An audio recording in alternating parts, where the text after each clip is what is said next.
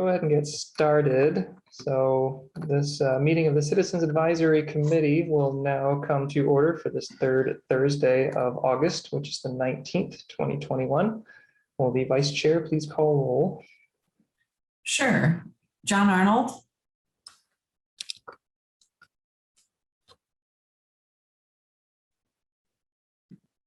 John, I think you're on mute. There now. Can you hear me? Yes. Okay, present. Ryan Conway. Safely present. Oh, hi. I didn't realize, I see now that it's just under a different name. Rondi Cox, present. Lily Kleinlein. Present. Lauren Cott. Andrew Manley. Present. Nelson Schaefer. Paul White. Paul's coming in now. Okay. I'll come back to him. Morning Wilder. Joe Winia. Here. And it does look like we have Paul, but he's still connecting, so. Oh. Paul, are you here? Paul White?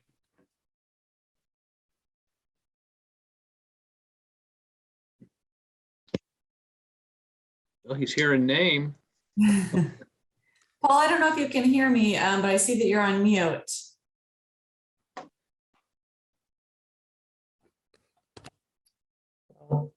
I think we can go ahead and go forward, and then when Paul sorts out audio, we will check back in and get his call for attendance. Oh, How's that? there we There you are. go. There he is. Okay. Finally figuring out some technology. Good. Welcome. Welcome to the party. Glad to have you.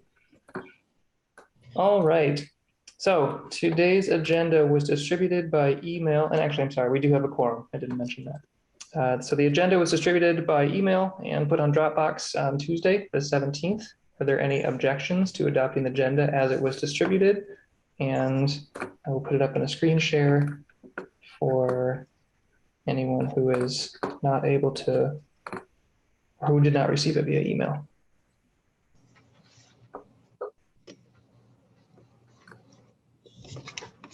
All right, so are there any objections to adopting the agenda as shown?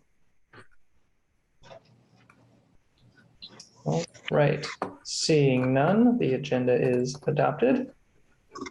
And we will start with the, I guess the first item of business is the approval of the meeting minutes, which are available.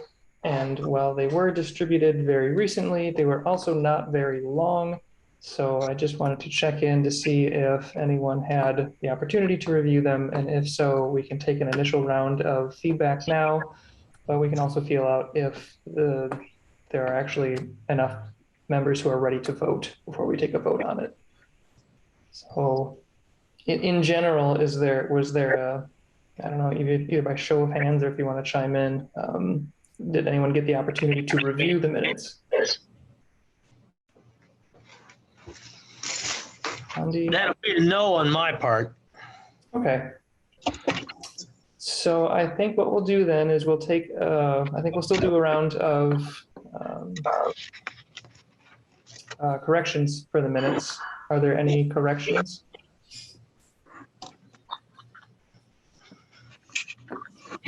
Seeing none, I do have a few that I would like to make. The first is, actually there's one that is the member prices. The values that are recorded in the minutes are the ones that are non-member prices that I had provided initially. And then Tom had indicated that the district is a member for the IRC conference, the 2021 virtual conference. So the member prices for the 3 sessions were actually $31.85, and for all access was $181.35. And I can add those as comments as well, I think, if that's easier for our co-secretaries. was only my second day that I did. Yeah, thank you for that note, Joe. I've written it down and I can make the changes. Perfect. That was all I have. And I will apologize. You guys did that last month and I dropped the ball. I will, tomorrow I will get you all registered and get you your links or codes, whatever you need to access the online session. Excellent. Thank you, Tom. All right, so if there are no more corrections, we can proceed to reports. We will start with Mr. McGlasson of the district, if you would be so kind.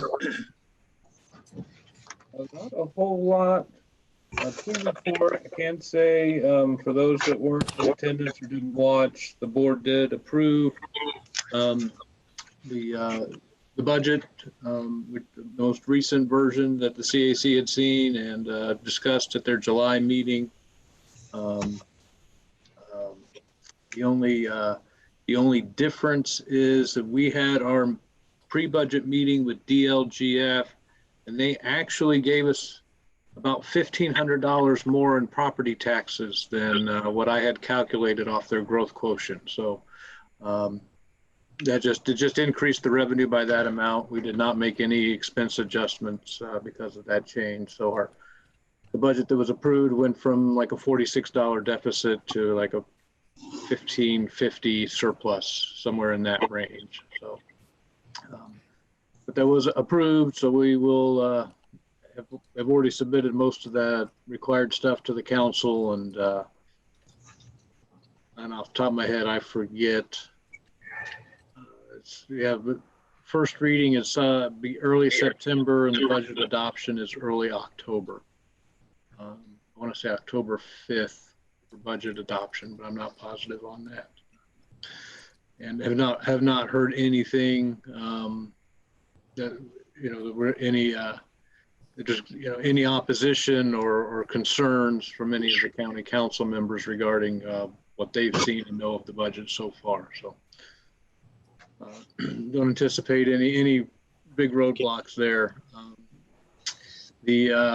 Because of the budget, the plan update was kind of pulled from the agenda for the August board meeting, because we had to get the budget done, and had some board members that had some conflicts if we went too long on that meeting. So, but that is planned to be on the agenda for the September meeting, and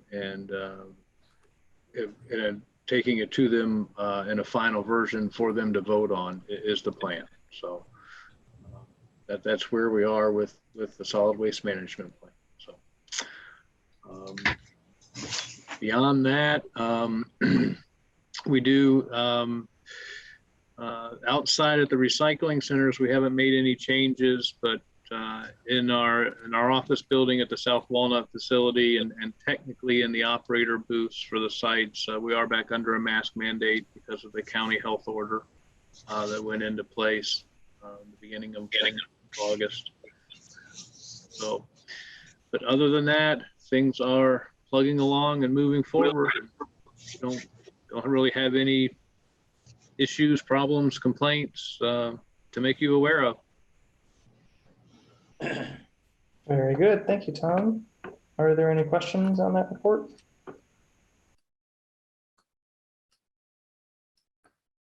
I don't have any on the report, but I got a question, Tom. How are we doing on moving our plastics? What do you mean? I mean, From where it's all being collected, whether it's by the trucks or people bringing it, how are we doing on moving it out to where it's actually being recycled? We're doing just fine. Nothing has changed that I've been made aware of. I mean, the plastics are taken from our facilities down to the Hoosier disposal and loaded in a semi and taken up to their facility on 96th Street in Indianapolis. And 3 or 4 months ago. We talked with them about the vendors, the mills that they were using, and at that time they said that that they did have buyers for all of the plastics that they were bringing in. So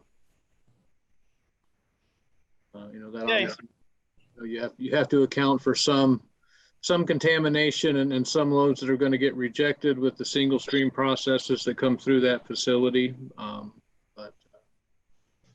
But as far as What happens when they reject the load? Do we have to pick it up and take it somewhere to dump or whatever? no, they just send it to a landfill. They just have to notify you because that tonnage then gets reported as waste disposed of, not recycling. Okay. All right, any other questions?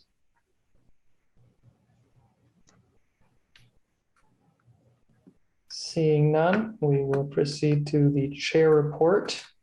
And I did want to mention that the board also in the last meeting adopt a new mission statement, which, yeah, Yes, thank you. Yeah, for sure. I'll quick read to make everyone aware of, since there were members who contributed as well. So the mission of the Monroe County Solid Waste Management District is to promote and contribute to long-term sustainability and a healthier environment by reducing the amount of waste going to final disposal. We recognize that waste reduction plays an important role in mitigating climate change and improving environmental quality, and we place our mission in this global and local context. So that is the new official mission statement of the district, which I'm very happy with, and wanted to say thanks as well to all of the members who made contributions to. Yeah, if I can just follow up and sorry to interrupt your report, no, but yeah, to thank everybody for their input on that. And it went through 4 or 5 different versions before being modified again at the executive committee meeting where we ultimately decided on the language to submit to the board. But happy to have that change. That will obviously now replace the very first part of the plan update, which that will be under the mission statement now. And I think for those that weren't in there, at the executive committee meeting, I know, Joe, you were there. Andrew, were you there, or was it Ryan? Andrew, when it got to getting that language together to put in the resolution, I think the discussions kind of seemed to focus on brevity, reducing the length of that statement, and just focusing more on what it is we're trying to do, and not put in there how we're going to do it. Let the plan explain to people, how we achieve our mission. The statement is just supposed to be, this is our goal, this is what we do, or what we try to do. That's kind of how we came to that language. Yeah, thank you for that addition, Tom. And Councilmember Piedmont Smith also made an express thank you, and I think an apology as well for the last minute change, but also gratitude for the thoughts that went into bringing it there.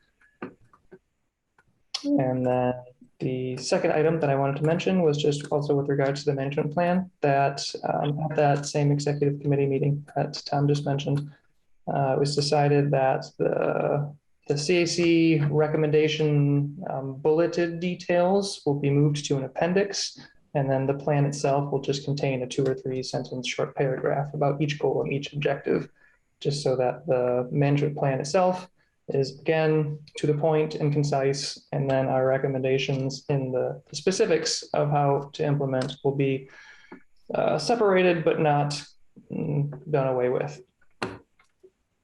So that's another, I think, middle ground in making sure that the plan fits all the board ideals, and then the recommendations of the CAC are also included.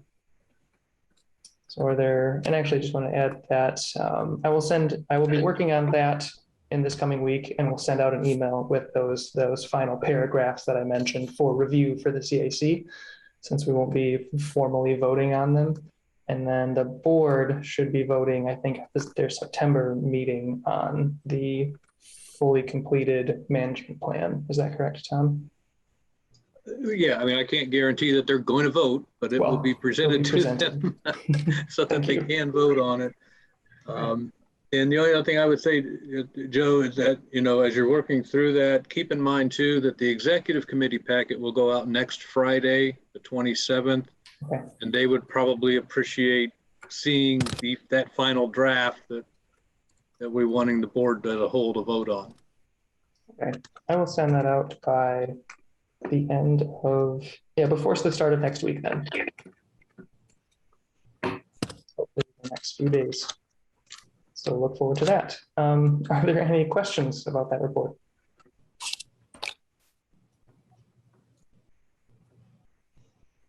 All right, seeing none and having no special committees, special orders, or unfinished business, we can move on to new business, which there was nothing listed in for the agenda that was presented, but is open for opportunities now. If anyone has any new business they want to discuss, they can make a motion or just propose it. In October, I don't remember the date now, I left it out in the truck, is going to be the Hilly 100. Are we going to have any kind of a presence as a CAC or Waste Management District, whatever, concerning that and trying to make sure that riders and participants and spectators all are responsible with their trash and recyclables? Well, as far as from the district's perspective, I mean, that is, to my knowledge, it's not an event that we've had any direct involvement in the past. Not something that anybody's made any inquiries to us about. And in all honesty, I'm not that familiar with it, other than I know not to try to go to the landfill that weekend. Well, I have the whole packet because I sit on the traffic commission. I have the whole packet and I left it out in the car for the Hilly Hunt. Yeah, and I guess where I was going with that is that, it's 50-mile bike ride each day. Yeah. I don't know that there's, and I mean, the bike riders obviously don't carry a whole lot of trash with them. It's that added weight, but it's not like we can go every 10 miles and set up recycling stations for people to stop and do their recycling. That's not what the event is for, what they're interested. So I didn't know if there's there's layover type places. I'm sorry? There are some layover type, like stagecoach line. I don't know. I've never myself really thought of the Hilly 100 with this perspective. And so I was just kind of curious if anybody else had. Should we maybe think about it and try to do something? Well, as far as I'm concerned, like I said, we haven't, and I think that's because nobody has, like you said, we haven't really looked at it from this perspective before, and nobody from the Hilly 100 has ever come to us and asked, if there's something that we can do. I don't. Staffing and stuff, it would be hard for us to staff recycling stations on a weekend event like that, but we do have receptacles that can be made available and then go out and collect those. Yeah. Or if we do the back ones, then somebody from the Hilly 100 can collect them at the end of the event each day, and then we'll make arrangements to get them to one of the facilities. I mean, it's certainly something that we can consider doing. I just would need more information and know what it is that they expect or would like for us to do. Well, maybe something I can look at my paperwork, see who the organizers are, and we can get in touch with them and just tickle their ears about it. As a rider, I can say that riders aren't really carrying a lot of recyclables with them as they ride. They might have like bars that they eat, so they'll have wrappers. So it'd be more of like trash disposal, or they might have bananas, and they have their water bottles that they refill at the rest stops. There is a lunch stop where they serve a meal and like fried chicken and a bunch of other stuff. So I guess an opportunity would be composting, but that's since the district isn't currently, providing composting aside from through Earth Keepers. I guess I'm not sure what we would expect to collect. I think there wouldn't be a lot of recycling needed by the cyclists during the event. If I may make a suggestion, Paul, if you would be willing to investigate and propose, we can add an agenda item to the next meeting to discuss what your findings are. And if you have a proposal that you want to make for maybe an activity or how we could get engaged, we could approach it then. No, I think I could do that. And it's coming up, and even if it's not something that can be done this year, we can still, I mean, it's not going away. The event's going to be here every year. So yeah, if we can't get something coordinated for this year, if there is something that can be done, we can plan that for future events. Yeah, because I know the course this year is going to be the very same as it was in 2019. So don't go to the landfill. Yeah. Because you won't get there.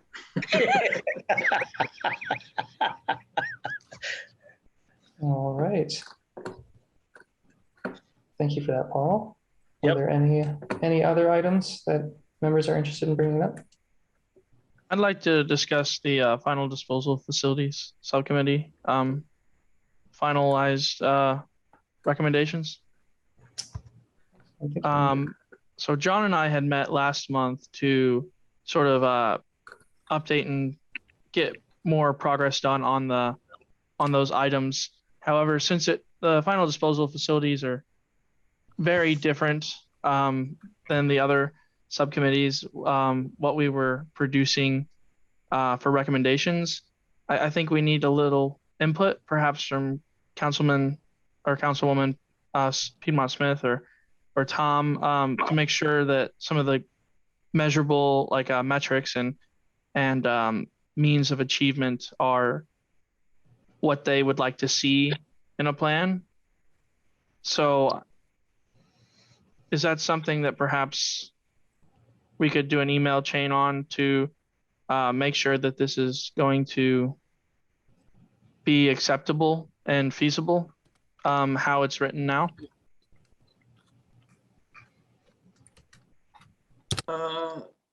I mean, yeah, we can certainly get some discussion going on that. I'm trying to pull up, I mean, I'll be honest with you. I don't know that I have solid concrete answers for you right now, because the way that the way that the statute is written, it's almost like there's an expectation that every solid waste district has a final disposal facility located somewhere within that district. And we did when the district started, but obviously we don't now. So, but I think that's, something that we can get, and we probably should get some discussion going on. What comes to my mind is for me to reach out to some of the other districts that don't have final disposal facilities and see if they've done their plan update, how they covered that in their plan update, if they even did, just to kind of get some ideas of how other districts in the same situation are handling the situation, and if they happen to submit it to item and what response they got. But, yeah. Andrew, you and I have talked, and I don't, not many of these have made their way to item yet, but. Yeah, I don't think item even knows they exist, so. But it is, addressing final disposal facilities is one of the statutory requirements of the plan. And like I've said before, we at least need to be, the plan needs to at least recognize, that whether they're in our county or not, final disposal facilities have a capacity, whether that's land capacity or how much can be burned at a given time, and what their emissions might be on an incinerator. So we at least need to be cognizant of, the limits that final disposal has, and even if it's not located here, the trash is going somewhere, and what can we do to mitigate? See, our committee sort of took a different approach and came up with 3 recommendations. The first being explore opportunities for recreational use of the landfill and the lands surrounding it that are owned by the district. The second, unfortunately, I blocked out a Dropbox, but I'm trying to remember the third. But the second is explore ways to make the closed landfill financially feasible. And then another is the continued environmentally safe post-closure management of the landfill. And then two recommendations, one being to not reopen the landfill for future disposal and to not site a new landfill in Monroe County. Okay. So that's sort of the approach we took with the, and that's going to be in version 1. The version 3, I attempted to put it into that draft, but unfortunately it was, I think I was locked out of it or something. Do I need to do something to get you back in there? I need to spend time with this. The Dropbox, I don't think it likes me. I have to change my password every time I get in. I save it and it somehow keeps getting changed or something.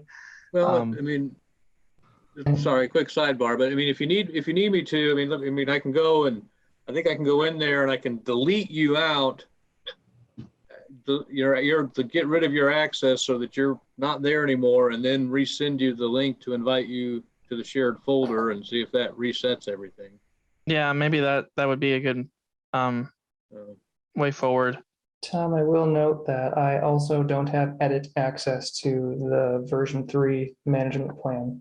I can view it and make comments, but I can't modify the file. So it might just be a setting specific to that file for all users. These are, okay, and this is, sorry, this is not in the CAC Dropbox folder.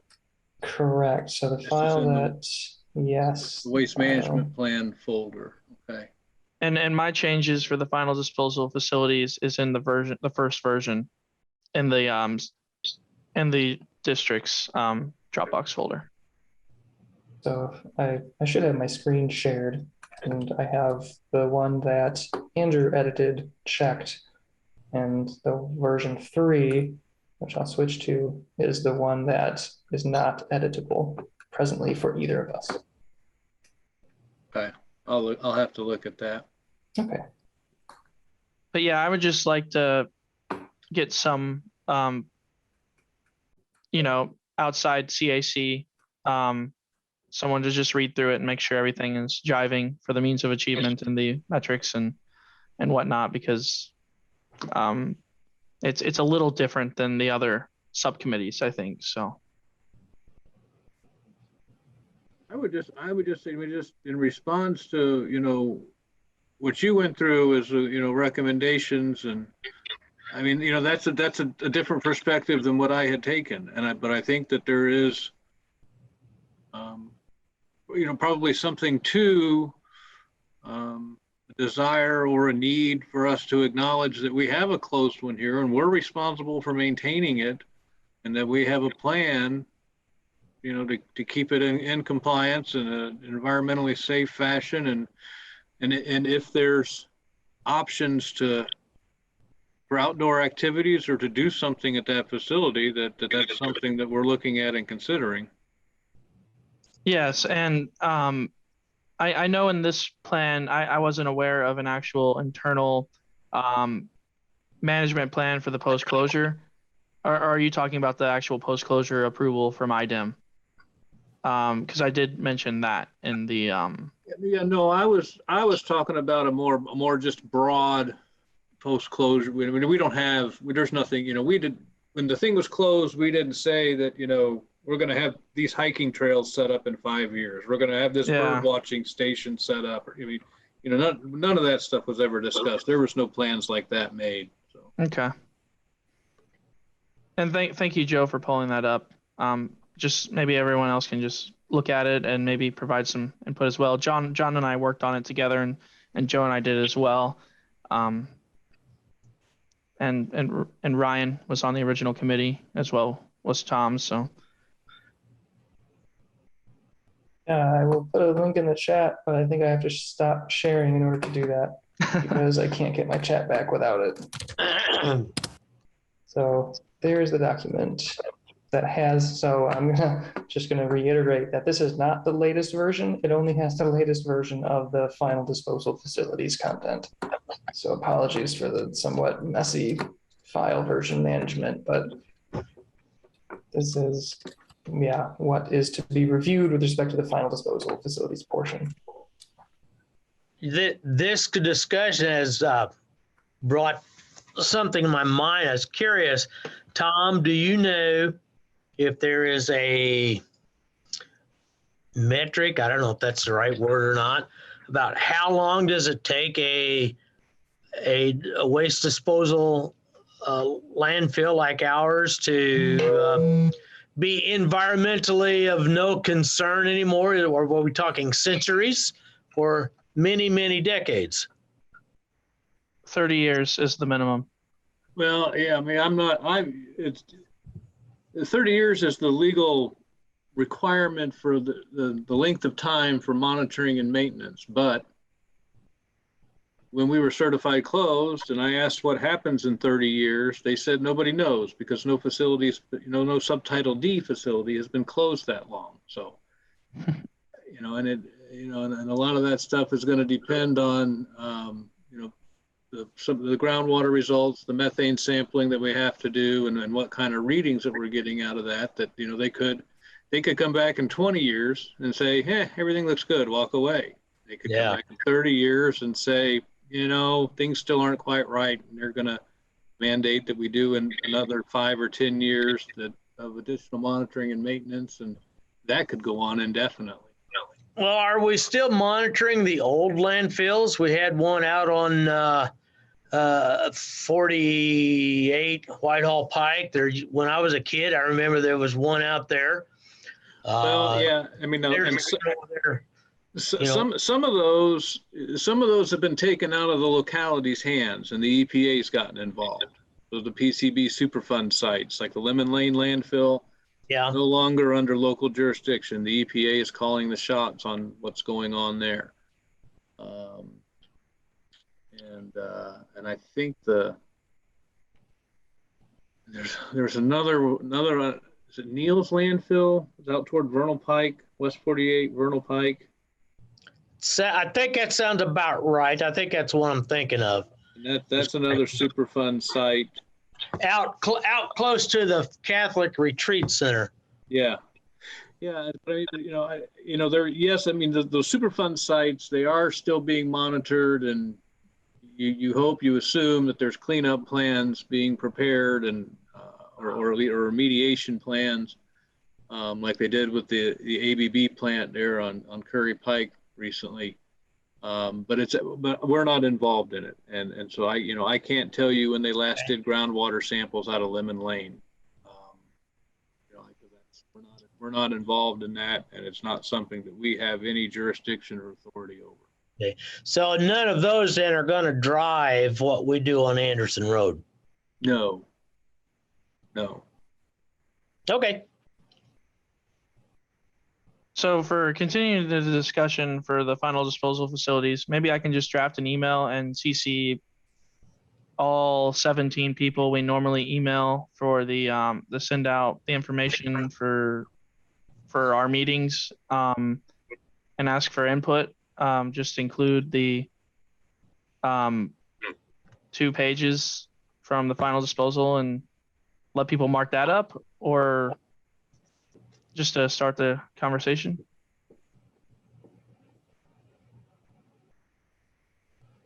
In my experience, if you provide them something to comment on, you're going to get better responses than if you just throw out there and say, "Tell me your thoughts," without giving them something to review and work from. Okay. Well, then I can maybe highlight the areas I'm iffy on, the means of achievement and the metrics, or maybe even just email the executive committee and get some input. Yeah, I would probably, the executive committee would probably be better than the whole board.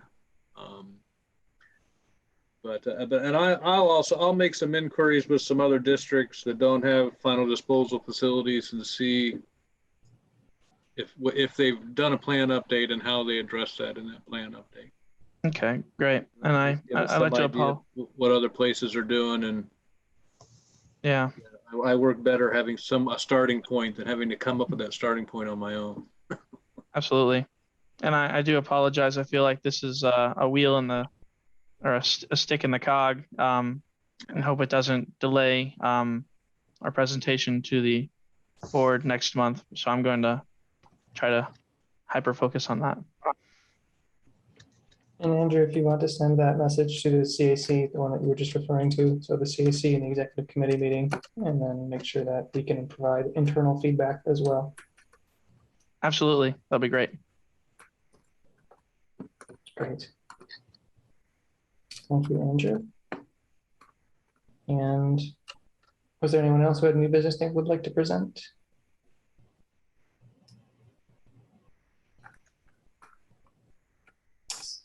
Seeing that there aren't any, I would like to present a couple of items myself. One is a very quick one, and it's with regard to the CAC Resolution 2021-01 on electronic attendance, which requires written signatures. And we have not met in person, and it doesn't look like we will be. So I wanted to first check with you, Tom, if you have any experience on how to best go about acquiring written signatures via electronic methods. If there's a more efficient way that you've perhaps used for doing so. Is there a good efficient way? No, not that I have found yet. Or perhaps a less clumsy one was what I was looking for. I can tell you one of the issues that I've run into, is trying to get multiple electronic signatures on a single PDF document. And when we're all using different PDF software, they don't all apply a signature in the same manner. So I set the document up that I created with my PDF creator to accept signatures. And then somebody that's got Adobe, well, Adobe doesn't recognize the signature box because it was created with a different software. Okay. That's one of the big issue that I have run into. Unfortunately, there's some cost. I mean, there's some online services you can do where you can upload the document there. But let me check with Take a Lee picture Baker in the county attorney's office and see if the county attorney is coming up with anything or establishing a standard or a service that all the county is going to use. And a lot of times, particularly if it's like one of those online pay services, we can piggyback on the county's account. Okay. So as an alternative, I'm sorry, go ahead. Well, I was just gonna say, and then Lily's comment, I mean, if you guys want to come by the office and sign things, that's, we can certainly make arrangements to have the document up at the front desk to be signed. So. Okay, that is actually a really good suggestion. Thank you, Lily. I was also going to ask if members had the capacity to do a print and scan individually so that we could at least acquire like a image, full resolution image of identical sizes and then stitch together signatures into a single page. But I don't know if that's a service that everyone would be able to access or would be willing to go through. Perhaps we could make the, go ahead, Tom. I know there's a number of apps out there for Android phones, iPhones, and iPads that you can actually take a picture and it makes it a PDF file of the document. Right. Okay. I think the problem with that though is if it's an image taken with a different device, it will. I mean, we could definitely try it. It converts it to a PDF. Now, what that means when Adobe or Nitro Pro gets a hold of it, I have no idea. Sure. So I think what I'll propose then is, Tom, if you would be able to support Lily's request and make a copy available at the office. I presume you're in your office, it looks like? I am, yeah. Okay. So that would I don't live here, but I am here. We can have one up at the front desk available for people to come in and sign at their convenience. As long as they don't just have to have a mask on at this point, as long as they don't tell us that we can't let people in, that's something that we can do. So. Right. Okay. In that case, I will request, and I'll send out an email following the meeting, that everyone, I guess, through the means by which they find the most agreeable, provide me a signature or sign the copy, the one physical copy that resides at the office, and then let me know once that happens. And then I think through those means, we can try to stitch together a set of signatures. There, I don't think that requires a motion. I'll maybe just send an email out with that request following this meeting. And thank you for working through that good solution.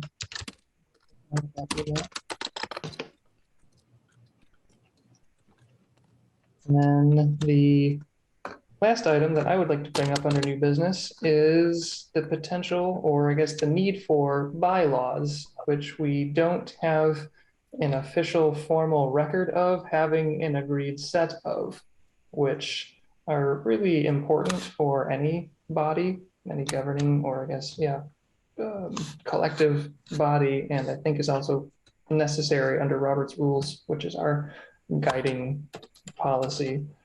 So I think it's at this point something just that I want to put out there to make everyone aware of, and then in a future meeting, discuss how to go about drafting them, unless anyone has any thoughts or proposals off the top of their head that they want to mention right now.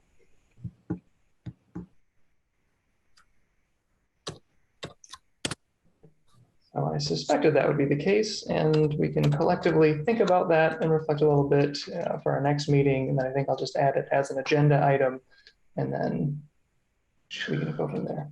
I will let you all know, and some people, Rondi, may recall. No, I mean, I have. I honestly don't remember what happened to it, but I have a Word document that I can send to you guys from October of 2017 that is CAC bylaws draft 1. I thought we had that somewhere. I believe I have that. Same one I have that I shared with Joe. Yes, there you I have go. the document, but I don't believe it was, we don't have any record of it being adopted. I was right to put Rondi's name in the middle of my cough. Well, it seemed to be, we were talking about it for a while, but there seemed to be a lack of interest about doing anything with it. And what we have, we don't actually know. It could have possibly been adopted prior to my involvement with the CAC. I don't even know when that was actually from. I suspect it was from long before 2017. And it could be. I'm just looking at the date, that my computer shows that it was saved onto the computer. Yeah. I think it's actually been around for a lot longer than that, but I don't know if that, even though it says draft on it, if it was ever adopted, but it would have been before my time because with the CAC, which I don't remember when I joined, but it was definitely before 2017. So, well, I'm wondering, discussing it somewhere along the way, and then it just kind of dropped. Sure. I think that even if it was adopted at some point in the unknown past, it would be worth revisiting and adopting an updated version of, or updating whatever we have that may be bylaws. I see Lily said in the chat that she remembers it may have been drafted in 2011, 2012 when she joined, when Steve Akers was chair. I think that sounds about time for a renewal. I wonder if there's any resources for bodies such as this where there are a template for bylaws. Perhaps the state of Indiana or some organization has provided such a thing. Not that I am aware of. Andrew, do you have capacity to check into that, or is there anyone available or present who does and is interested in it? I'd be happy to just do a quick Google search and see what resources are available. I mean, I can send you copies of the board's bylaws. It might be wise to sort of have similar bylaws to the board. I believe when we were discussing them, there was an issue with people wanted to be inactive members, and then that was sort of agreed upon. But then when that happened, we stopped getting quorum for a long time, and then it sort of just died off because the inactive membership stopped making our meetings as effective. So definitely need. Yes, we will revise I that. remember the discussion of it. I know we had a couple of members that were having health issues, but didn't want to drop off, but couldn't attend meetings, and we did that inactive status. And that I think ultimately led to some headaches. Noted. Okay, I think as next step then, if we have Andrew looking into templates, I will make sure to distribute the current version that we have. And then I think if we can convene at our next meeting with thoughts that we have about the previous version, we can have a good foundation to go forward from there.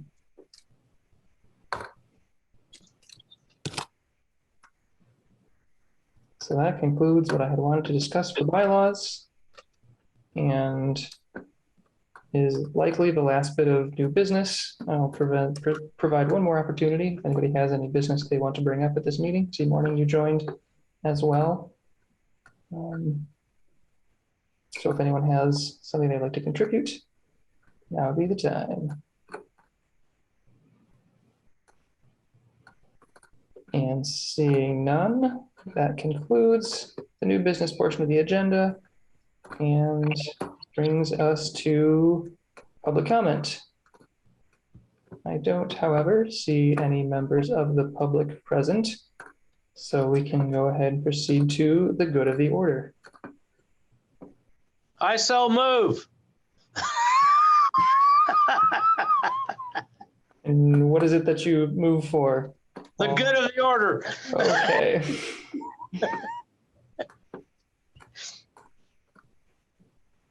Is there anyone who would like to mention anything for the good of the order? And if not, we can go ahead and proceed to adjournment if there is no opposition. And that's the good of the order.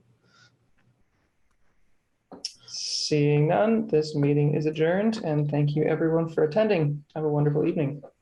You too. Everybody. I figured out how to get Thanks, in there. y'all. Thanks, Ryan. Take care. Bye, everyone. Bye. Aye.